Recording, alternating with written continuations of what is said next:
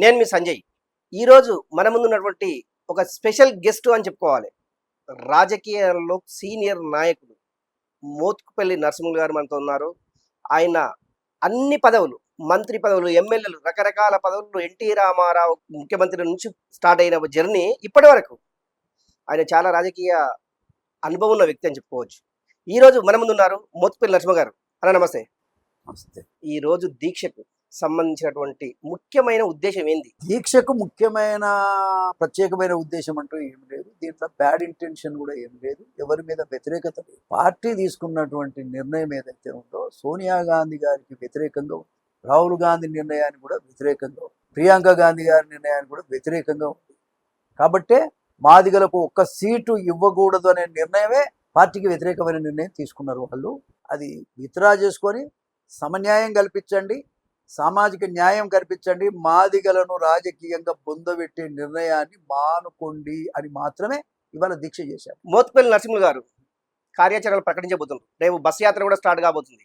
అంటే కాంగ్రెస్ పార్టీకి వ్యతిరేకత కార్యకలాపాలంటే కాంగ్రెస్ పార్టీకి కాదు, పార్టీ చేసిన నిర్ణయాన్ని, ఒక జాతినే బొందబెట్టే కార్యక్రమం, ఒక జాతినే రాజకీయంగా ఉనికి లేకుండా చేసే కార్యక్రమం, మాదిగ జాతినే మొత్తంగా కూడా ఎరాడికేట్ చేసేటువంటి కార్యక్రమం ఏదైతే ఉందో దాని పురుషా పెట్టడానికే ప్రయాణం తప్ప నేను కాంగ్రెస్ పార్టీకి వ్యతిరేకిని కాదు.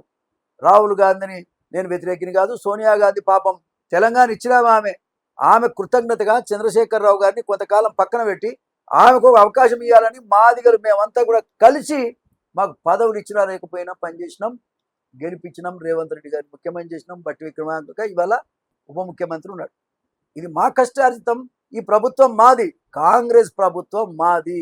కుర్చీల మీద కూర్చున్న వాళ్ళు మాత్రం ఆలోచన చేసుకోవాల్సిన అవసరం ఉందని నేను విజ్ఞప్తి చేస్తాను. గతంలో కూడా మోత్కుపల్లి నరసింహులు చాలా పార్టీలలో పనిచేశారు. బీజేపీ, కాంగ్రెస్, బీఆర్ఎస్ ఏ పార్టీ చేసినా కూడా మోత్కుపల్లి నరసింహకు ఆ అధికారంలో ఉన్నటువంటి ముఖ్యమంత్రులు అపాయింట్మెంట్ ఇవ్వకపోవడానికి రీజన్ అంటే ఏం చెప్తారు? ముఖ్యమంత్రి ఇవ్వట్లేదు. ఏ ముఖ్యమంత్రి కూడా అపాయింట్మెంట్ ఇస్తలేరు అనేసి ఇప్పుడు మీ వర్షన్ అదే కదా. ఏ ముఖ్యమంత్రి? కేసీఆర్ ఇవ్వలేదు. నేను అనేది ఏంటంటే ఆయన విషయంలో వేరే వేరే ఆలోచనలు ఉన్నాయి. ఆయన దళిత బంధు ఏదైతే కార్యక్రమం పెట్టాడో దాని విషయంలో మాట్లాడదామంటే కూడా ఆయన అవకాశం ఇవ్వడం లేదు అనే అభిప్రాయం. నేను చెప్పిన మాట నిజం, అది ఫెయిల్ అయిన మాట నిజం, ఇవాళ ప్రజలే ఆయన దూరగొట్టిన మాట నిజం. నేను చెప్పింది అబద్ధం కాదు కదా.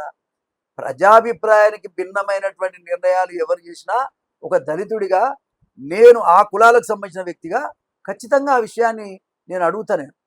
అడిగేదాన్ని దాటేయడానికే నన్ను పక్కన పెడతారు, అంతకంటే వేరే. మీరు చాలా చాలా రాజకీయ ప్రసంగం చేశారు, చాలా పార్టీలలో పనిచేశారు, చాలా మంది పెద్ద పెద్ద నాయకులు తన కోట్ల విజయభాస్కర్ రెడ్డి కావచ్చు, లేకుంటే ఎన్టీ రామారావు కావచ్చు, రకరకాలలో చూశారు. కానీ మోత్కుపల్లి నరసింహులు గారు పార్టీలో ఇమడలేకపోతున్నారు అంటే ఏం చెప్తారు? నన్ను నిమిడించుకోలేకపోతున్నారు, నన్ను కాపాడుకోలేకపోతున్నారు.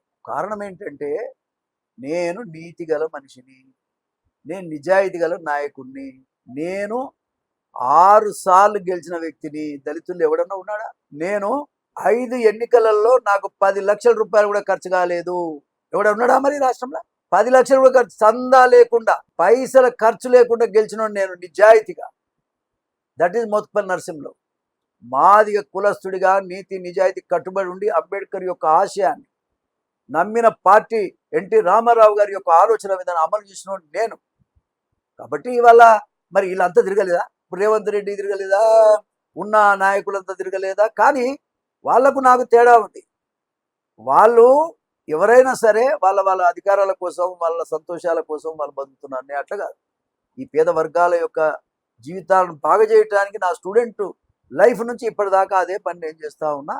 నన్ను వాళ్ళు ఏదో రకంగా నా యొక్క నాయకత్వాన్ని చూసి నన్ను పక్కన పెట్టే ప్రయత్నం చేస్తున్న పని నేను ఎవరిని ఇబ్బంది పెట్టను. మోత్కుపల్లి నరసింహ గారే రాజకీయాల్లో నీతివంతుడు, నిజాయితీవంతుడు అంటే మిగతా వాళ్ళంతా దొంగలన్నట్ట మీ ఉద్దేశంలో? ఎవరు దొంగలు ఎవరు? నా వరకు నేను చెప్తున్నా, నేను నిజాయితీ పరుణ్ణి అని చెప్తున్నా, నేను నీతి గుణనని చెప్తున్నా. కావాలంటే ఆలయంలో పోయి మీరు కూడా పోయి ఎంక్వైరీ చేసుకోండి. ఆంధ్రప్రభ కింద టీవీ. మన కడియం శ్రీ గారు కూడా ఇదే విషయాన్ని ప్రస్తావించారు. నేను జరిగినటువంటి ఎన్నికల్లో కానీ, గతంలో జరిగినటువంటి ఎన్నికల్లో కానీ మేము కూడా సింగిల్ ఎన్పీ ఖర్చు పెట్టకుండా కూడా మేము గెలిచామనేసి పదే పదే ఉండొచ్చు. మరి ఉంటే ఉన్నాడేమో, మళ్ళీ నాకేం తెలుస్తుంది? అది నాకు తెలియదు కదా. నా విషయం నేను చెప్తున్నా, మీరు అడిగారు నేను చెప్తున్నా. ఆయన ఎంత నీతిమంతుడో ప్రపంచానికి తెలుసు, నేను చెప్పాల్సిన అవసరం. నేను ఎంత నీతిమంతుడో కూడా ప్రపంచానికి తెలుసు. కాబట్టి ఇది క్యారెక్టర్ అనేటువంటిది ఎవరో చెప్తే వచ్చేది కాదు. నేనేంటో ప్రపంచం అంతా తెలుసు, నేనేంటో అన్ని పార్టీలకు తెలుసు. దాని ఈ బస్సు యాత్ర అనేసి ఇప్పుడు ఏదో ప్రస్తావిస్తున్నారు. అంటే కాంగ్రెస్ పార్టీని గెలిపించడానికి బస్సు యాత్రనా? లేకుంటే కాంగ్రెస్ పార్టీని ఓడించడానికి బస్సు యాత్ర అంటే ఏం ఇప్పుడు చెప్తారు? మా సమస్యలు మా జాతి మొత్తానికి అన్యాయం జరిగింది. మాకు 2 సీట్లు ఇవ్వాల్సిన చోట ఒక్క సీటు కూడా ఇవ్వలేదు. కాంగ్రెస్ పార్టీ ఈ రకమైన నిర్ణయం చేస్తే నష్టపోతుందని ఒక కాంగ్రెస్ వాదిగా కాంగ్రెస్లో ఉన్నాను కాబట్టి ఆ పార్టీని కాపాడుకునే ప్రయత్నం సోనియా గాంధీ, రాహుల్ గాంధీ నాయకత్వాన్ని నిలబెట్టే ప్రయత్నంలో నేను మాట్లాడుతున్నాను. అంతవరకే పరిమితం తప్ప మిగతా అన్ని ఏం అవసరం సార్ అవన్నీ.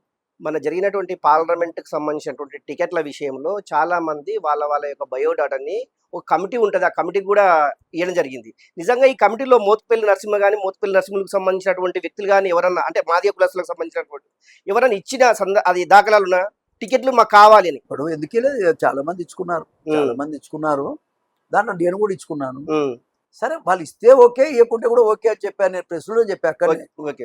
వాళ్ళు ఇవ్వలేదు. నేనేం మాట్లాడలేదు. ఎప్పుడో చెప్పానా నేను ఓకే. నాకు ఇవ్వలేదు టికెటు అని ఇక్కడ నిరసన చెప్పానా అని చెప్పలేదే. నేను పోతే పోయింది, వస్తే వచ్చి వస్తే పని చేద్దాం. లేదంటే కూడా ఇట్స్ ఆల్ రైట్. ఎవరికో ఒకరికి వస్తది కదా పేదవాడికి అనే అభిప్రాయం తప్ప నాకు ఇవాళ కూడా నాకు ఏ అవకాశం ఇవ్వాల్సిన అవసరం లేదు. నా జాతికి ఇస్తే చాలనే నేను మాట్లాడతాను. మాదిగలకు చట్టసభల్లో రిజర్వేషన్లు కలిపియడానికి నేను సపోర్ట్ చేస్తా అనేసి రాష్ట్ర ముఖ్యమంత్రి ఉన్నటువంటి రేవంత్ రెడ్డి చాలా సందర్భాల్లో చెప్పారు. నిజంగా మాదిగలకు కానీ అంటే ఈ ఉపకులాలకు సంబంధించినటువంటి వాళ్ళకు ఎక్కడ వ్యతిరేకంగా మేము మాట్లాడలేదు అనేది స్పష్టంగా చేసిండ్రు ఇంతకుముందు.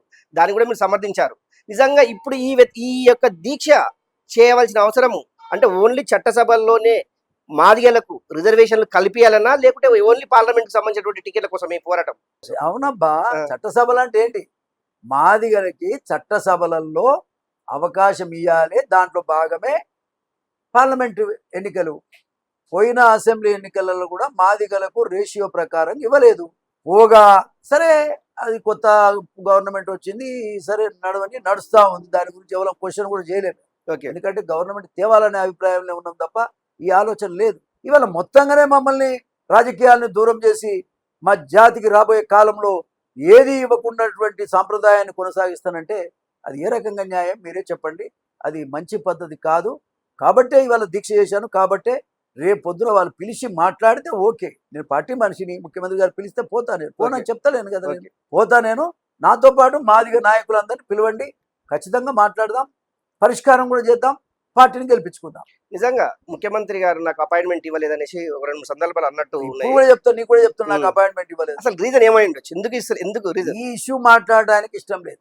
మాదిగల ఇష్యూ మాట్లాడడానికి మేము మాట్లాడేది ఏందో ఆయనకు తెలుసు కదా. హ్మ్. నేను నరేందర్ రెడ్డి కూడా చెప్పినా కదా. హ్మ్.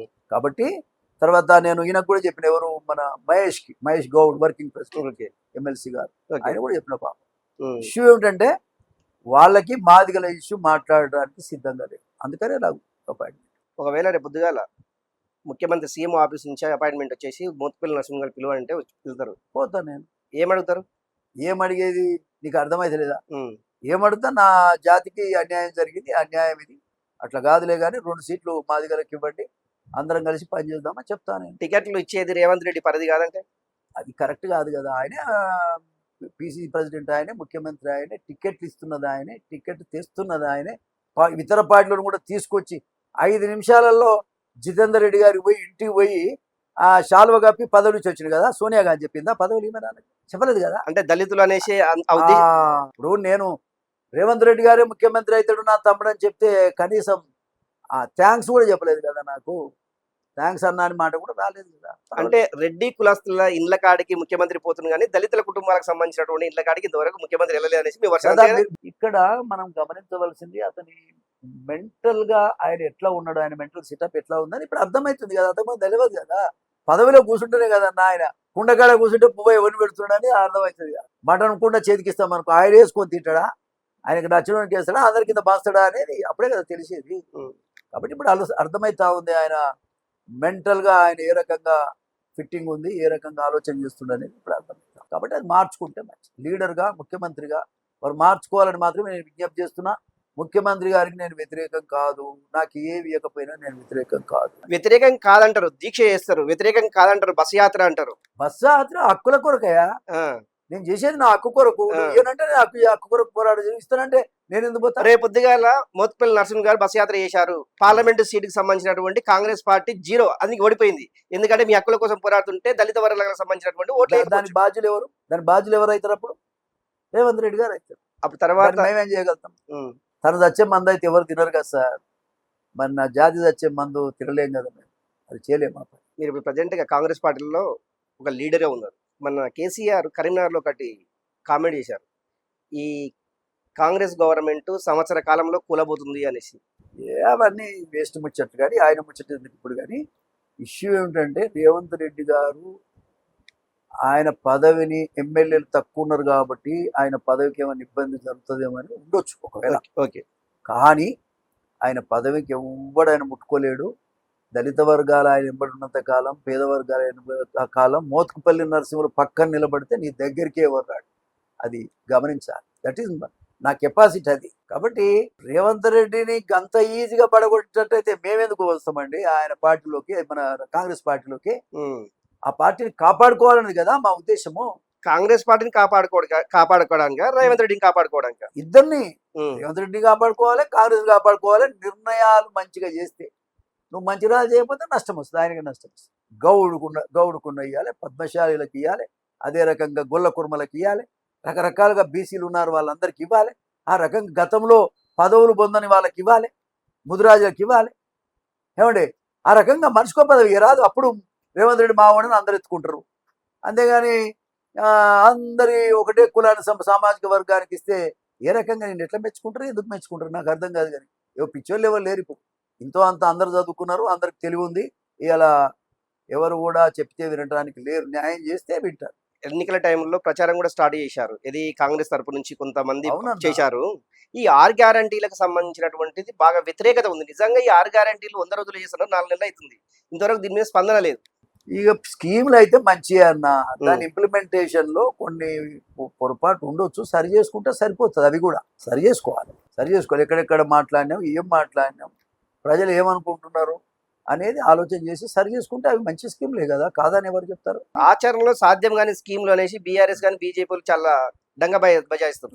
ప్రతిపక్ష పార్టీలు మస్తుగా మాట్లాడతారు. అధికారం నీకే ఉన్నది, 5 ఏళ్ళు నువ్వే ఉంటావు కదా. అటువంటిప్పుడు ఆలోచన చేయాలి. ఏ స్కీమ్ను 100% ఇంప్లిమెంట్ చేయాలి, ఏ స్కీమ్ని కరెక్ట్గా ప్రజల్లోకి తీసుకెళ్ళాలని ఆలోచన చేయాలి. 6 స్కీములు అయితే అందరు కలిసి ఆలోచన చేశారు కదా. 6 స్కీములు ఇంప్లిమెంట్ చేయాల్సిన అవసరం ఉంది. చేస్తారు అనుకుంటాను. కొంత ఆర్థిక ఇబ్బంది ఉండొచ్చు, చేస్తుండొచ్చు. పార్లమెంట్ ఎన్నికల్లో ఈ ఎఫెక్ట్ ఏమన్నా పడే అవకాశం ఉంది అంటే దీన్ని ఎట్లా అధిగమిస్తారు? ఈ 6 స్కీములకు సంబంధించిన గ్యారంటీలకు సంబంధించిన దానికి ఎవరేం చేస్తాం సార్, ప్రజల నిర్ణయం శిరోధార్యం. దానికి ఎవరేం చేస్తారు సంజీవ్? కష్టం కదా. ఎట్లా ఉంది ఈ 4 నెలల ముఖ్యమంత్రి పాలన అంటే, రేవంత్ రెడ్డి పాలన అంటే? ముఖ్యమంత్రి ఎట్లుందంటే మా దళితులను బొందబెట్టే కాడు. ఆయన పాలన ఎట్లుందంటే మా దళితులందరినీ బొందబెట్టే కాడ ఉన్నాడు ఆయన. మరి ఆయన ఎంతకాలం నుంచి ఎదురు చూస్తున్నాడో ఈ బొందబెట్టే కార్యక్రమం నాకు అర్థమైతే లేదు. కానీ అది న్యాయం కాదు, మంచిది కాదు. ఆయన అట్లా చేస్తే మాత్రం ప్రజలు సహించరనేది గమనించుకోవాలి. నేనున్న 40 సంవత్సరాల రాజకీయ జీవితం నాది. 30 సంవత్సరాలు ఎమ్మెల్యేగానే పనిచేసిన, టికెట్ రాని కాలంలో కూడా ఇండిపెండెంట్గా గెలిచిన నేను ప్రజలందరి ప్రేమను పొందిన మనిషి, రాష్ట్రంలో పేరున్న మనిషిని. నేనేమన్నానయా, నేను అయినా కూడా నేను కాంప్రమైజ్ అవుతా అని చెప్పిన కదా, నాకు ఇవ్వకపోయినా పర్వాలేదు. నేను ఇప్పటికి కూడా నీకు ముఖ్యమంత్రి గారు, నేను నీకు వ్యతిరేకం కాదు, నేను కాంగ్రెస్ పార్టీలోనే ఉంటా. కానీ నా జాతికి అన్యాయం చేయకు, నా జాతి గొంతు కొయ్యకు, మాదిగోళ్ళని దూరం పెట్టకు, మమ్మల్ని అన్టచబుల్స్గా చూడకు, అంటరాని వాళ్ళుగా చూడకు అని నేను విజ్ఞప్తి చేస్తున్నా. చూస్తే అది నీకే నష్టం. గతంలో బీఆర్ఎస్ లో ఉన్నప్పుడు కూడా ఇదే మాట కేసీఆర్ తోటి చెప్పిన సందర్భాలు ఉన్నాయి. మనం ఒకసారి మాట్లాడుకున్నాం కూడా దీనిపైన. కేసీఆర్ దేవుడు. కేసీఆర్ ఒక విషయం చెప్తాను, మనుషులను నమ్ముతాం సార్. పేదోళ్ళం ఏం చేస్తాం, మనుషులు ఒక మంచి పని చేస్తే శభాష్ అనాల్సి వస్తుంది.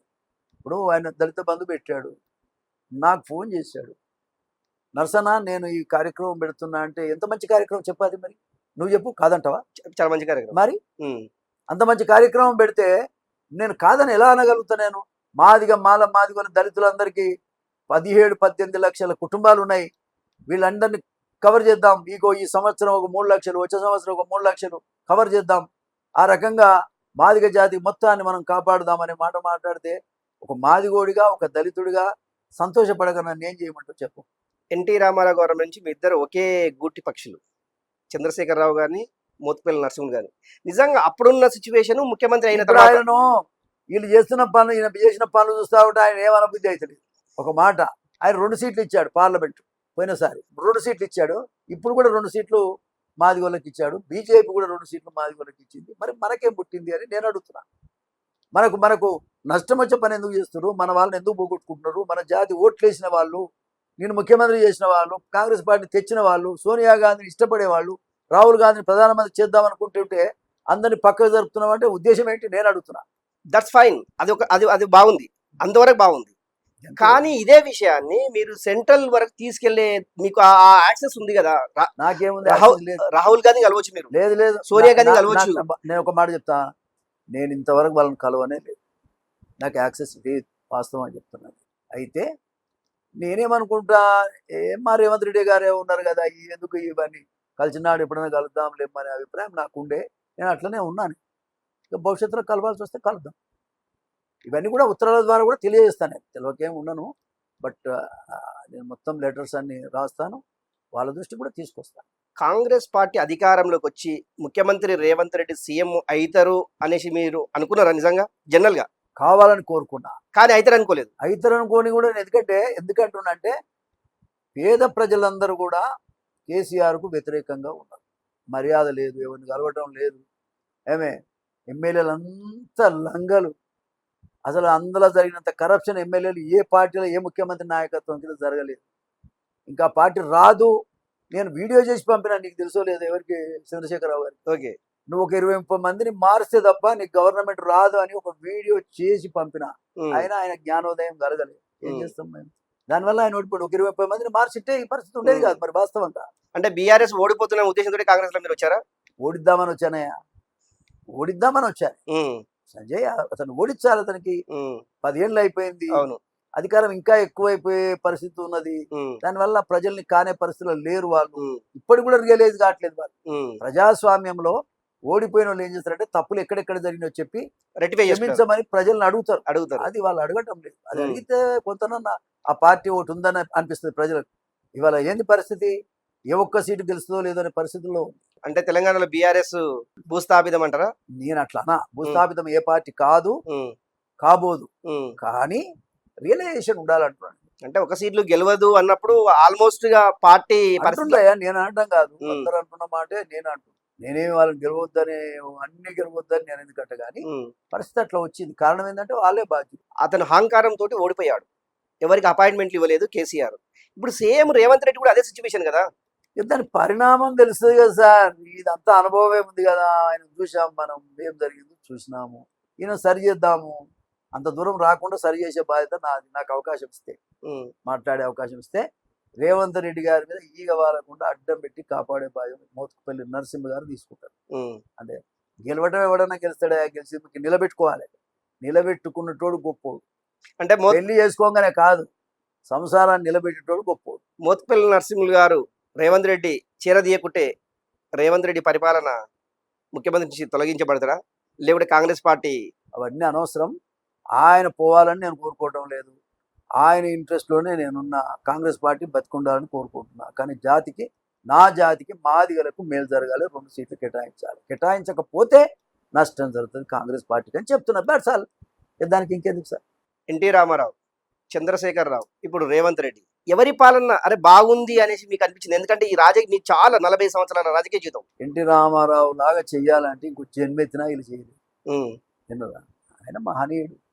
కులాలకు వ్యతిరేకంగా, మతాలకు వ్యతిరేకంగా సమసమాజ స్థాపన చేయాలనేది ఆయన కోరిక. అందుకే దాంట్లో భాగమే నేను ఎదిగాను.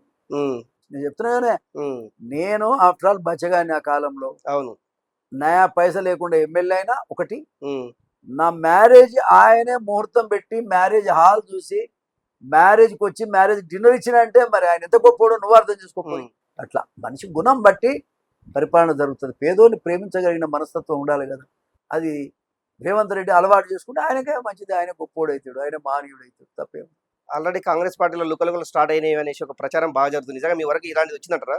నాకు తెలియదు, అది నాకు తెలియదు. నేను ఈ గొడవలనే ఉన్నా, మా మాది వాళ్ళ గొడవ. అంటే ఎంతసేపు మీ మాది జాతి గురించి ఆలోచిస్తారు, రాష్ట్రం గురించి ఇప్పుడు ఈ క్షణం అయితే అదే కదా. ఇప్పుడు ఈ క్షణం అయితే తర్వాత ఆలోచిస్తాం కదా, ఎందుకు ఆలోచించాం?